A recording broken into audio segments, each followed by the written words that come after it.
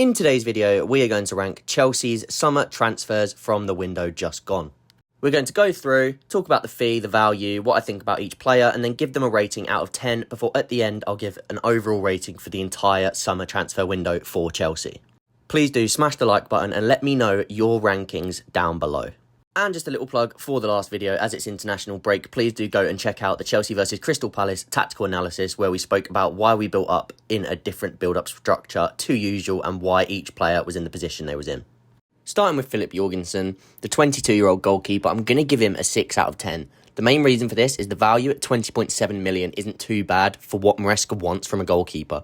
You're getting that short-circuit passing type goalkeeper who's good with his feet, and he also offers competition to Sanchez rather than taking a spot straight away, and it offers both of them with the chance to earn that spot. How long it will take for him to earn that starting spot is another question, and that's why I don't have it higher than a 6, and we're yet to see whether his frailties in terms of shot stopping, which is parrying the ball back out into space, will become a further of an issue, or whether he will sort of solve that and improve upon that area of his game.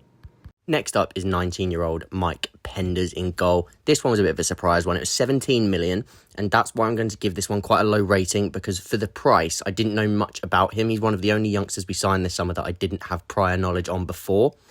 Signing him for 17 million, big risk.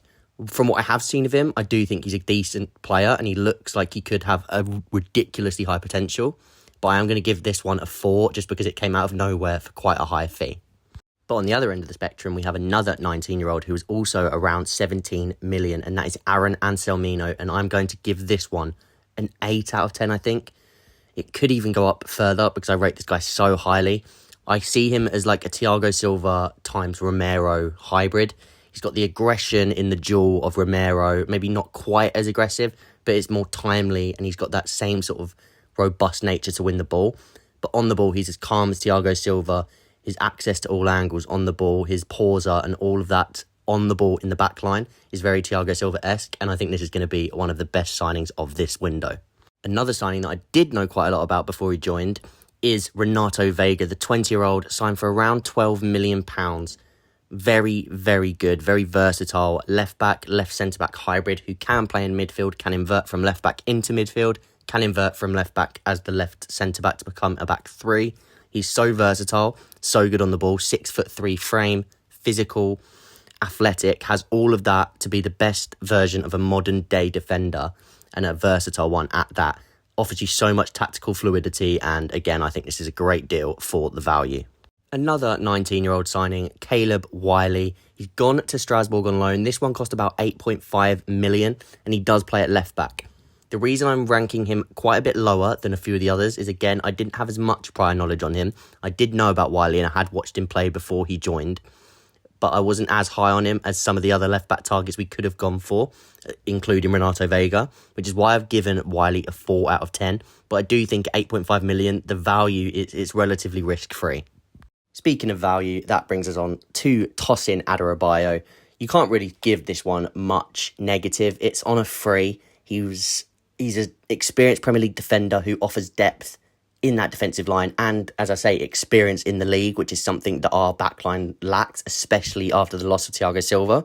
So I think bringing him in on a free is a bit of a no-brainer. So I am just going to give it an average 7 out of 10. I do think he's got a lot of good qualities about him as a defender. He adds height for set pieces. As I said, the other experience and good on-ball qualities.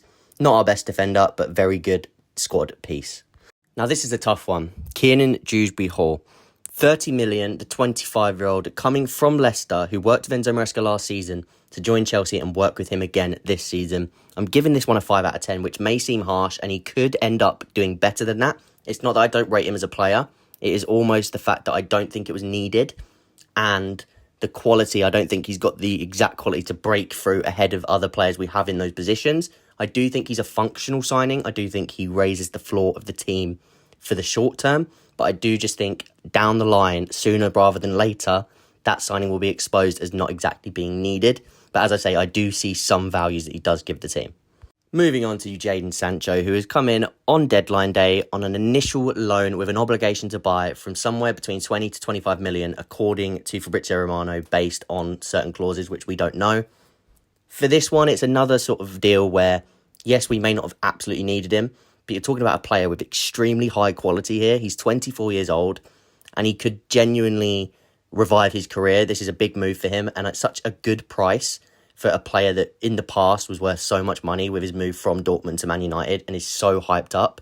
I do think it's a good move, so I'm going to give it a 6 out of 10, purely based on all the intangibles, such as his work ethic and it being a risk. But I do like the opportunistic view of this signing.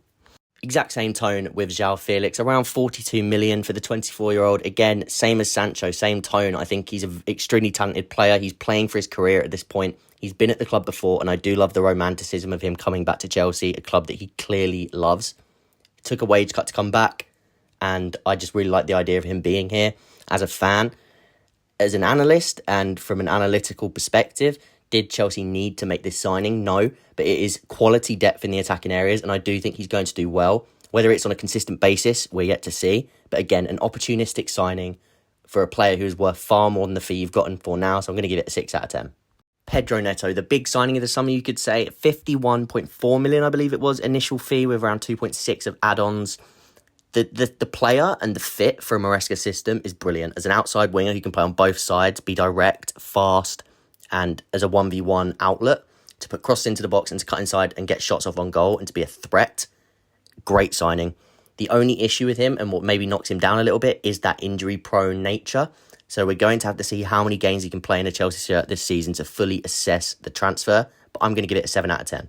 18-year-old Mark Guiu, £5 million from Barcelona. I think the best thing to say about this one is it's just good value for money. Again, I'm going to give this one around a 7 out of 10 just because I think the value is so good for the player that you're getting. He's a workhorse, makes something out of nothing. I don't quite think he's ready for first-team football. I think he had a good pre-season in terms of showing what he's about, but I do think he could have benefited from a loan. It does look like he's probably going to have to stay this season, though, as backup, or at least until January. But I like the signing at $5 million. We're going to give this one a 7. And my favourite signing of the window, I could go on about this guy for ages. I'm going to do a separate video about him at some point because there's just that much to talk about.